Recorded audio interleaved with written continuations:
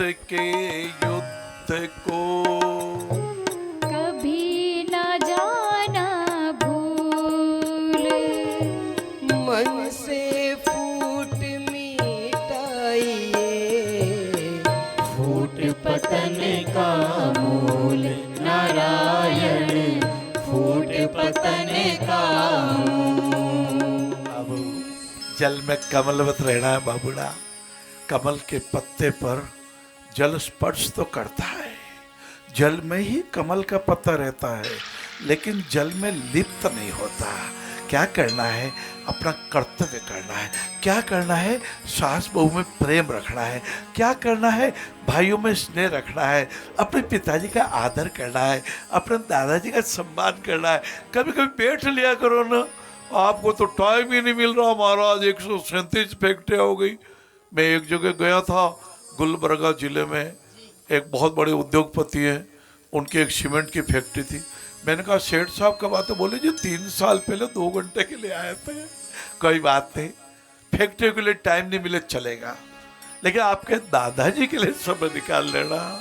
हाँ, जिनकी अंगुली पकड़ करके आप चले थे बाबू, उस समय बहुत डरते थे, पिताजी दादाजी मेरी अंगुली मत छोड़ देना, मैं कहीं भटक नहीं जाऊं। आज इंसानियत की भटक गई है, पिंजरे में बंद हो गई है, पिंजरे के पंछी रहे। तेरा दर्द न जाने कोई।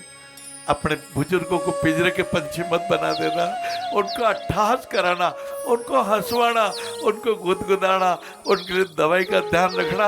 अरे एक दादी का तो बेटा भी चश्मा नहीं ला पाया, चश्मे की डंडी टूट गई थी, पोता भी नहीं ला पाया। सब कुछ पत्नी के लिए साड़ी आ गई, दादी का चश्मा नहीं आया।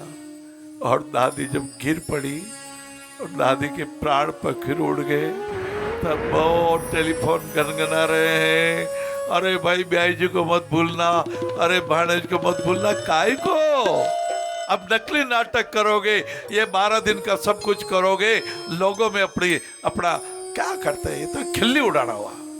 जीते जी आप इंसान की सेवा नहीं कर पाए और उनके मरने के बाद में उनके लिए लाखों रुपए लुटा रहे हो। इसीलिए कहा फूट रांड रो करो कर्यावर। एक जमाने में करावर होता था, मेवाड़ी में करावर बोलते थे, ओ इतना लोगों को जमाना पड़ेगा साहब, अरे मेरे पास तो पैसा नहीं, कर्जा ले लो। काहे को ना बाबू ना, अपने पिताजी माताजी की इतनी सेवा कीजिए, उनको इतना प्रसन्न कीजिए, उनका प्यार लीजिए, उनको बहुत आनंदित कीजिए। इसीलिए तो मैं आता हूँ बाबू। आप कहेंगे साकेत सुनाओ, कुछ पंक्तियां मेरी भी बोलने की इच्छा है। कल मैंने कहा था, लज्जा ने घूंघट काढ़ा, मुख का रंग किया गाढ़ा। सीता जी हाँ, और प्रभु आए, प्रभु के मन में लक्ष्मण जी भी जान रहे हैं वनवास हो गया। 14 साल के लिए कैकेयी ने वरदान ले लिए, दशरथ जी अचेत होके गिर पड़े हैं। आइए कुछ पंक्तियां, 8 पंक्तियां। बहुत निक अक्षत रोली, तिलक लगा दूं माँ बोली, जियो जियो बेटा आओ, पूजा का प्रसाद पाओ। कौशल्या माता ने कहा बेटा अभी अभी पूजा किए, अभी अभी अगरबत्ती की बेटा, अभी अभी आरती किए। ऐसी आरती करो, आर्त स्वर को राहत के 2 बोल मिल जाए। ऐसी पूजा करो, भगवान राजी हो जाए बाबू। इसी जीवन में करना है। अगरबत्ती जलाओ, लेकिन अपने मन की खुशबू फैला दो। एक बच्चे ने तो अपने पड़ोस के माताजी को गिरिराज जी मंदिर की परिक्रमा दर्शन कराए, और जब माता जी ने कहा बेटा ये सीढ़ियाँ तो बहुत है बेटा, तुझे बहुत धन्यवाद, मैं तुझे बहुत बहुत धन्यवाद देती हूँ बेटा, पर मैं सीढ़ियों पे चढ़ तो नहीं पाऊंगी। तो पड़ोस के बेटे ने कहा माँ, मैंने जितना भी पुण्य किया है, जितना भी धर्म किया है, सब तुझे अर्पण करता हूँ, ले मेरा हाथ पकड़ सीढ़ियों पर चढ़ जा। और बात चढ़ गई और माँ विभोर हो गई। ऐसे पड़ोसी बनो, ऐसे बेटे बनो, ऐसे इंसान बनो, ऐसे धर्मात्मा बनो लाला। नकली नाटक मत करना, केवल धर्म का नाम लेके अहिंसा को मत भूल जाना। जिन्होंने सत्य और अहिंसा को मान लिया, ऐसे महात्मा गांधी, मोहनदास करमचंद गांधी हमारे राष्ट्रपिता बन गए।